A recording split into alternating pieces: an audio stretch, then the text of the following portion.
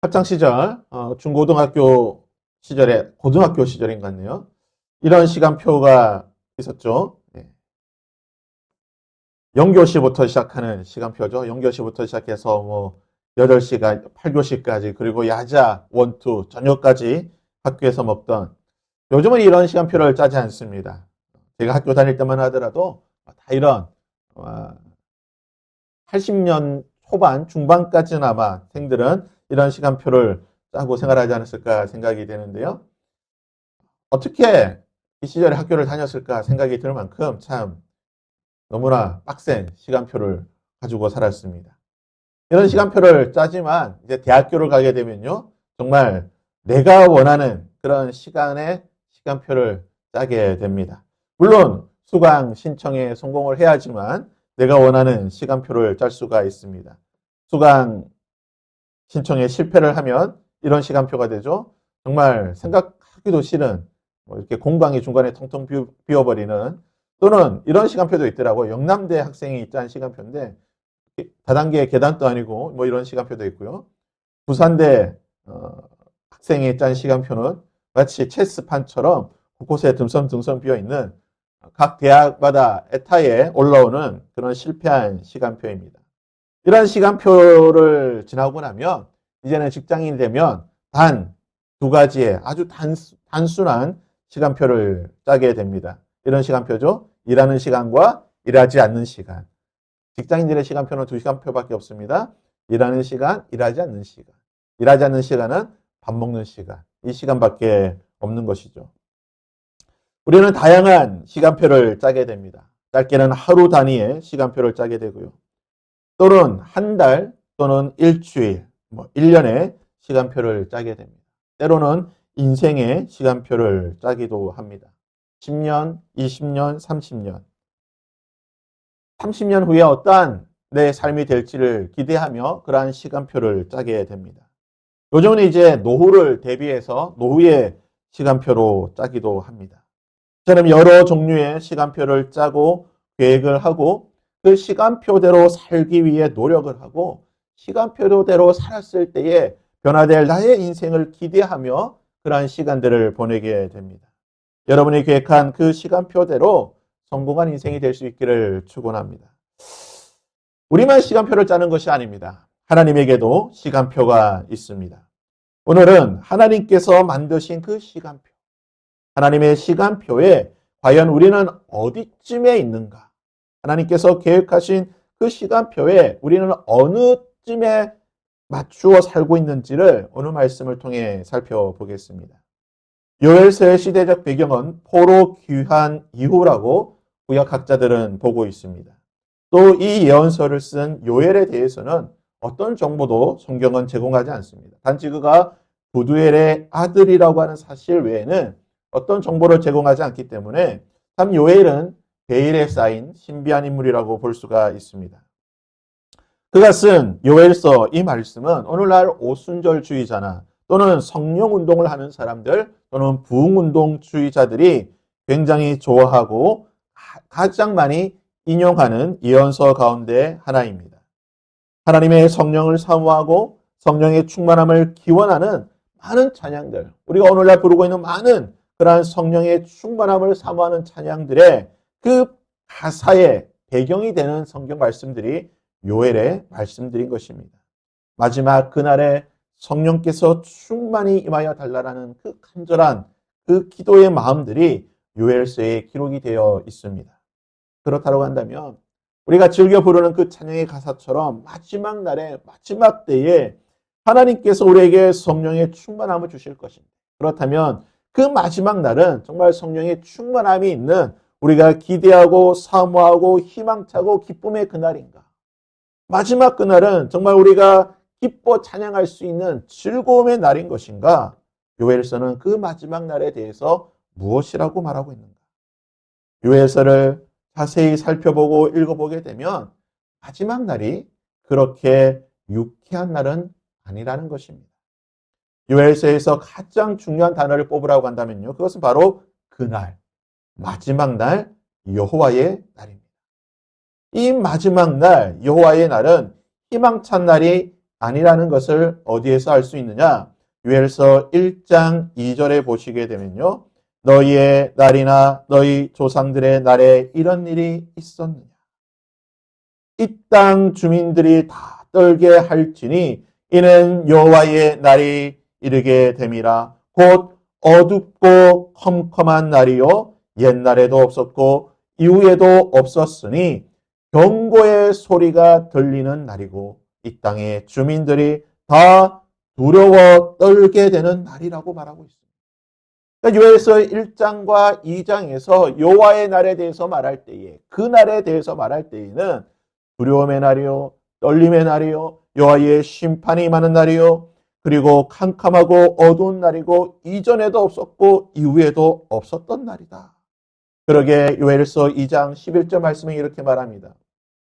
여호와께서 그의 군대 앞에서 소리를 지르시고 그의 진영은 심히 크고 그의 명령을 행하는 자는 강하니 여호와의 날이 크고 심히 두렵도다. 당할 자가 누구이랴? 그렇습니다. 여호와의 날이라고 하는 것은요. 우리가 생각하고 기대하듯이 그렇게 기쁨의 날, 희망찬 날이 아니라는 것입니다. 선지자 요엘은 공포와 두려움의 날이라고 한탄하며 탄식하였던 그 날이라고, 그날은 피하고 싶은 날이라고 요엘이 말하고 있다는 것입니다.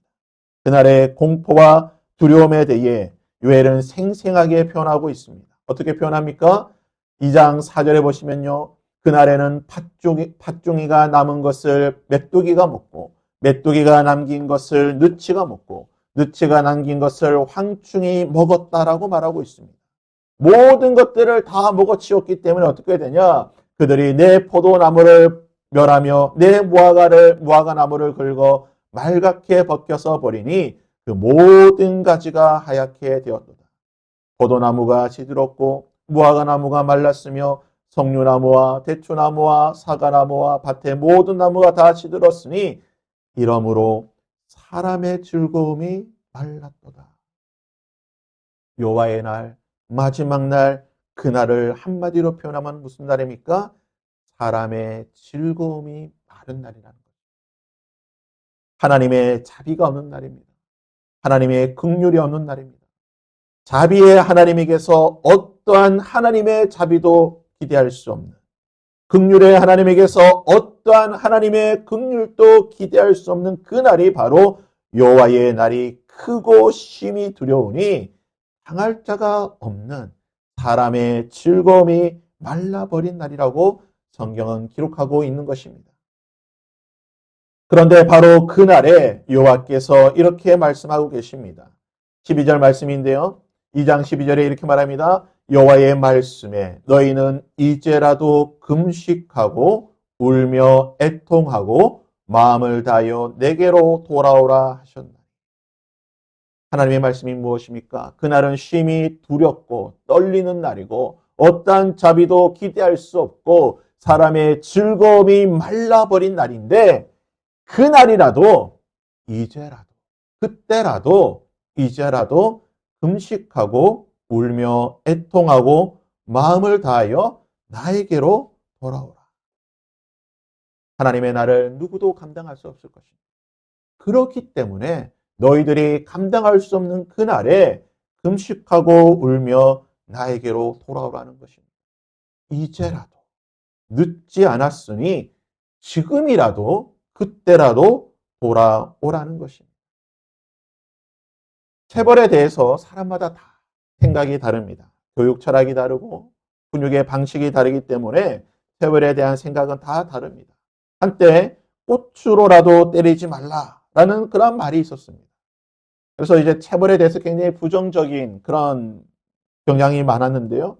그러다 보니까 요즘 아이들 참 버릇없고 정말 어떻게 보면 망나니처럼 그렇게 날뛰는 아이들을 보면서 쟤네들이 맞지 않아서 그렇구나라고 생각하는 분들도 있습니다. 그래서 요즘 아이들 쓰는 표현 가운데에 그렇게 청반지축으로 날뛰는 촉법 소년으로 우리가 보게 되는 여러 가지 많은 문제들을 일으키는 아이들을 치료할 수 있는 두 가지 방법이 있는데 금융치료와 물리치료다. 금융치료는 돈으로 손해배상을 청구하는 것이고 물리치료는 매로써 아이들을 다스려야 된다라고 이야기를 하게 됩니다. 저는 개인적으로 훈육의 한 수단으로 절제와 원칙에 입각한 체벌은 어느 정도 효과가 있지 않나, 좀 긍정적인 그런 생각을 가지게 되는데요. 부모가 아이들을 체벌할 때에 부모의 마음이 어떨까요? 저놈의 자식, 오늘 내가 한번 날 잡아서 정말 제대로 오늘 한번 저 버릇을 고칠 것이다. 오늘 한번 내 손에 주고 봐라. 이런 마음으로 체벌을 하는 부모는 없을 것입니다. 그런 마음으로 체벌을 하진 않죠. 그것은 폭행이고 폭력입니다. 부모의 마음이라고 할 수가 없습니다.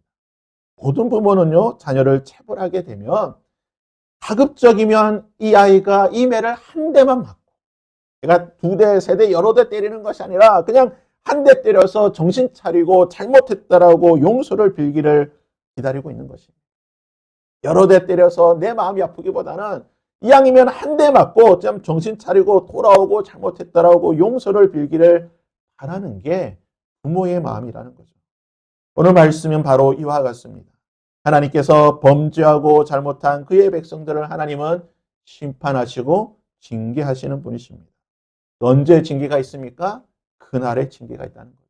사람의 즐거움이 사라질 정도로 하나님의 그 극심한 가혹한 징계가 있게 될 것인데, 그래서 그 징계는 누구도 감당할 수 없을 것이고 무시무시한 공포와 두려움 가운데 임하게 될 것입니다. 그러한 징계를 내리는 하나님의 마음이 무엇입니까?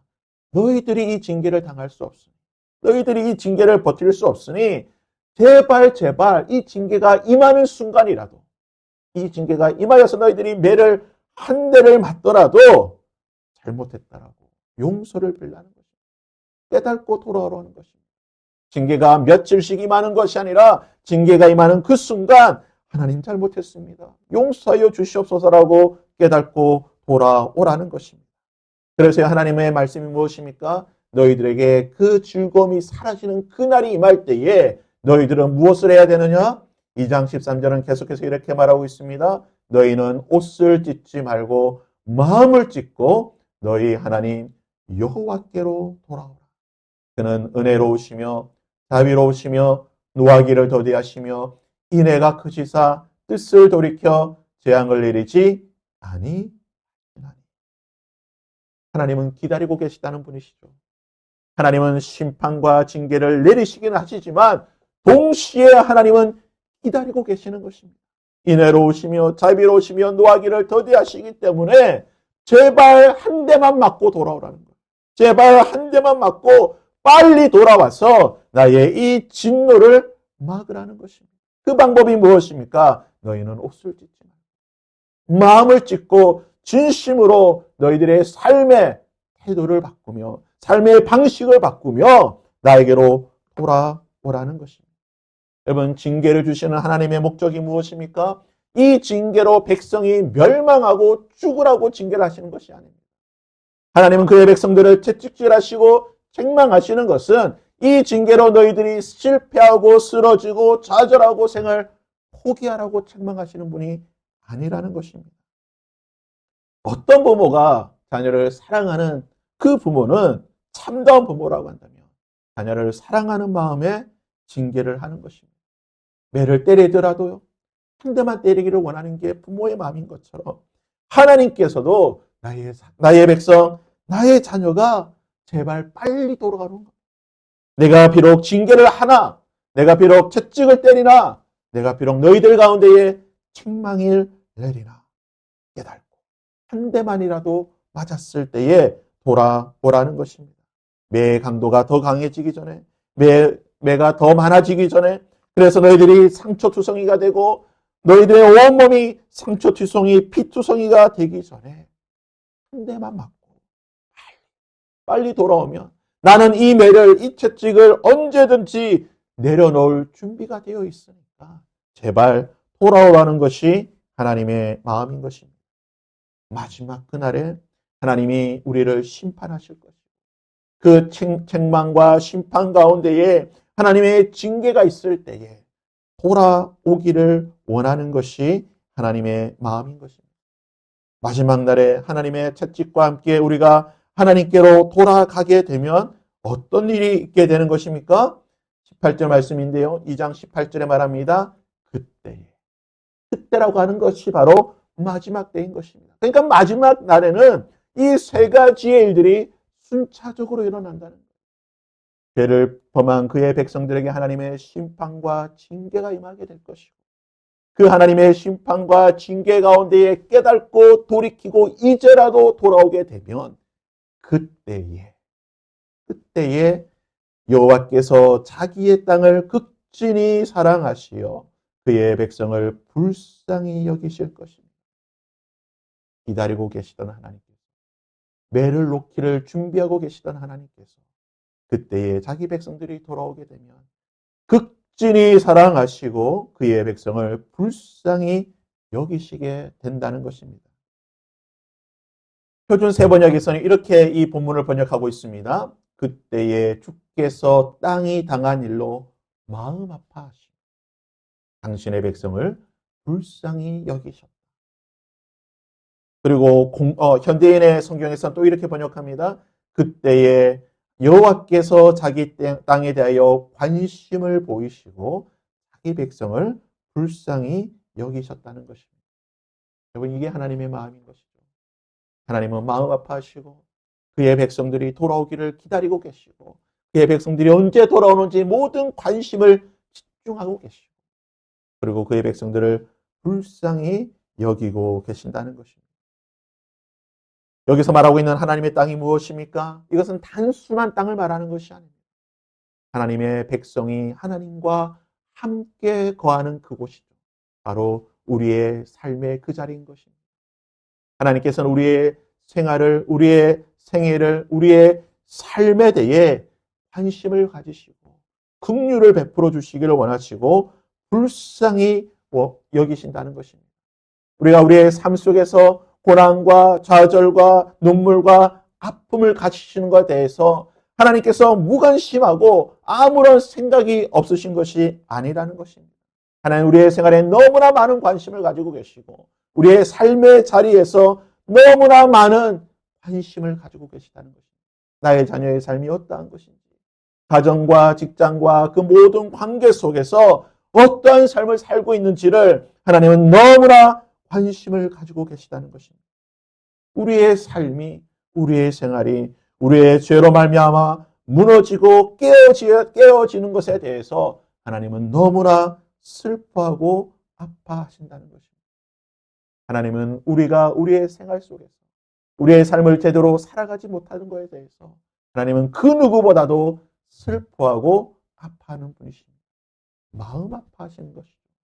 자기의 땅에 대해서 마음 아파하시는 하나님이신 것입니다. 이 상황 가운데 하나님께 돌아오게 될 때에 이 모든 것을 돌이키고 마음을 찢고 삶의 태도를 바꾸며 하나님께로 돌아가게 될 때에 어떤 일이 있다고 말합니까? 극진히 하나님께서 사랑하실 것입니다. 하나님께서 그의 자녀들의 삶에 대해서 그의 백성들에 대해서 극진히 사랑하시며 불쌍히 여기신다는 것입니다. 극진히 사랑하신다고 하는 이 히브리어 단어를 보게 되면요, 하나님께서 질투하신다. 열정적으로 질투하고 시기한다는 뜻을 표현하고 있습니다.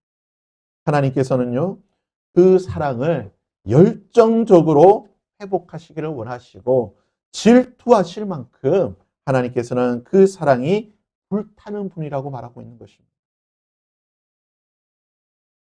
결혼을 그러니까 처음 결혼했던 사람들이 이제 여러 가지 문제로 돌싱이 되고 다시 재혼을 하게 되면 이 재혼을 상담하는 그런 가정 상담사라든지 또는 그런 쪽에 계시는 분들의 말을 들어보면 초혼보다는 재혼이 너무 힘들다라는 말을 하게 됩니다.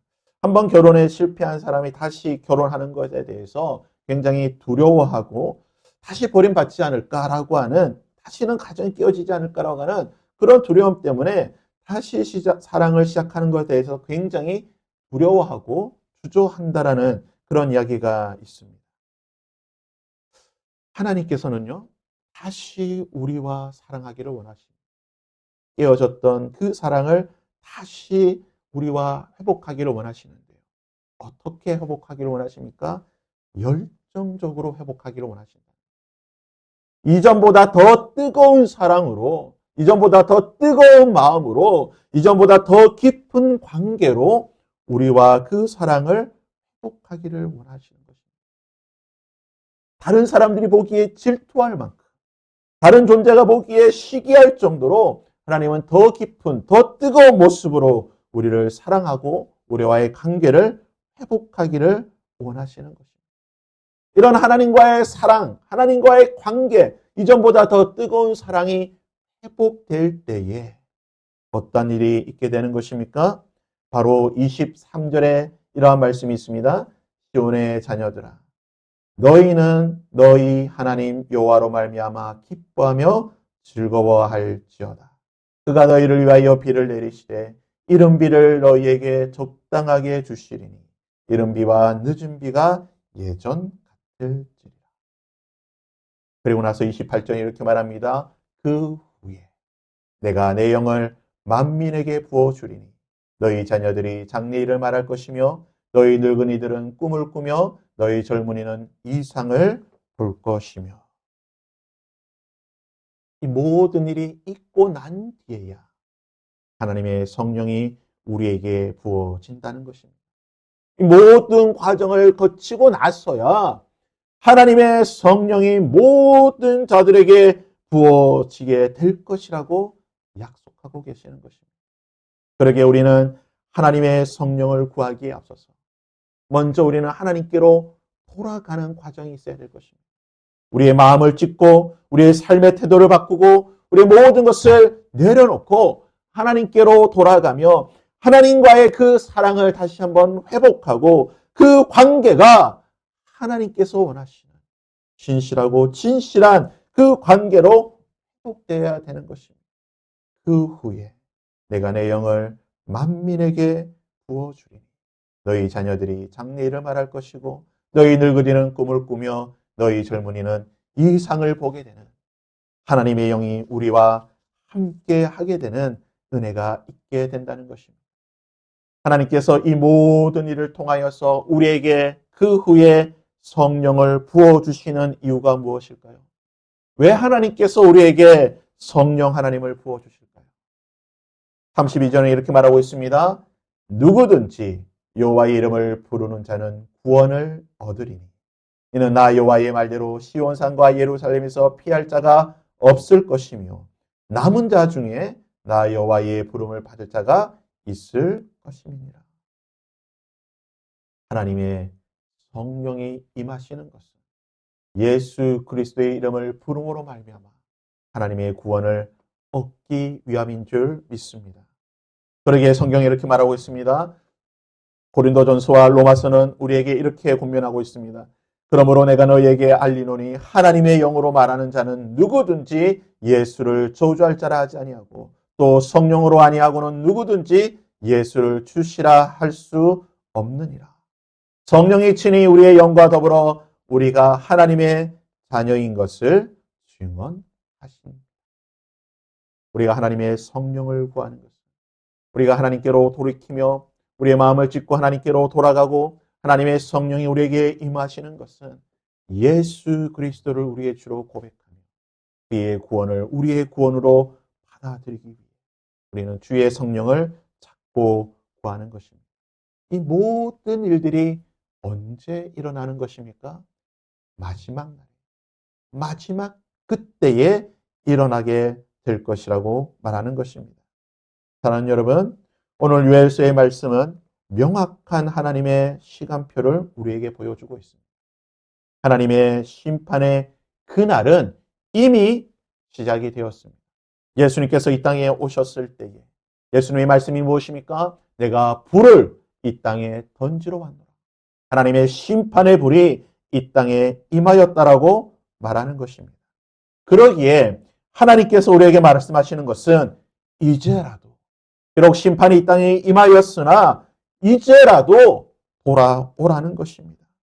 이제라도 돌아오게 되면 그때에 하나님의 성령이 우리에게 임하게 된다는 것입니다. 이제라도 우리가 하나님께 돌아갈 수 있는 것은요, 단순히 우리가 눈물을 흘리고 어떤 감성적인 그러한 회개를 말하는 것이 아닙니다. 하나님께서 원하시는 것은요, 마음을 찢는 것입니다. 즉각적이고 구체적인 삶의 방향을 전환하고 돌아가는 것입니다. 말로만 나의 삶을 돌이키는 것이 아니라 실제적으로 내 삶의 방향을 돌이키는 것입니다. 실제적으로 그 죄의 자리에서 일어나 떠나는 것을 말하는 것입니다. 하나님보다 더 의지했던 것을 실제적으로 내려놓고 하나님만을 붙잡는 것입니다. 겉으로만 드리던 어떤 형식적인 그러한 신앙생활이 아니라 내 삶의 중심에서 하나님을 가장 중요한 자리에 놓고 하나님께로 돌아가는 것. 실제적인 삶의 태도의 변화를 하나님께서는 말씀하시는 것입니다. 우리가 이처럼 옷이 아닌 마음을 찢고 이제라로 돌아가게 됩니다. 그때에 하나님의 시간이 열리는 것입니다. 하나님의 징계의 채찍은 내려놓게 되는 것이고 극진히 사랑하시는 그 하나님의 사랑이 우리에게 임하게 되는 것입니다. 그와 함께 하나님의 성령을 그 후에 우리에게 부어주심으로 말미암아 우리가 하나님을 예수 그리스도를 우리의 구주로 고백하며 하나님과 함께하는 하나님의 백성, 하나님의 자녀, 하나님의 구원의 선물을 누리게 된다는 것입니다. 사랑하는 여러분, 우리에게 시간이 얼마나 있을까요? 우리는 우리의 인생의 시간표를 다 준비하고 있지만 제가 장담하건대 그 시간표대로 우리의 삶이 결코 이어지지 않는다는 것입니다. 내가 30년 뒤의 시간표를 계획한다 할지라도 5년 뒤에 끝날지 10년 뒤에 끝날지 그 시간표가 언제 끝날지는 알 수 없다라는 것입니다. 우리에게 주어진 시간표는 넉넉하지 않습니다. 그리고 하나님의 시간표도 넉넉하지는 않습니다. 하나님의 말씀이 이미 하나님의 심판은 시작이 되었다는 것입니다. 예수님께서 이렇게 말씀하셨습니다. 이미 도끼가 그 나무 뿌리에 닿였다라고 말씀하셨습니다. 이미 하나님의 도끼는 우리에게 임하여 있습니다. 그러기에 우리의 선택은 단 하나가 되어야 될 줄 믿습니다. 이제라도 우리의 삶의 태도와 우리의 삶의 방향을 돌이키고 하나님께로 돌아가야 될 줄 믿습니다. 그 이제가 오늘 이 시간이 될 수 있기를 바랍니다. 오늘 이 시간 우리의 삶의 태도와 우리의 삶의 방향을 하나님께로 돌이키고 마음을 찢고 하나님께로 돌아갈 때 그 손에 매를 내려놓으시고 우리를 품어 안아주시며 우리에게 성령을 부어주시며 우리를 바라보시며 아바 아버지라고 부르게 하시는 그 하나님의 사랑과 은혜가 그 구원의 영이 우리 가운데 충만하게 임하게 될 줄 믿습니다. 오늘이 이제가 될 수 있는 그때가 될 수 있는 그 후가 될 수 있는 저와 여러분이 될 수 있기를 주님의 이름으로 부탁드립니다.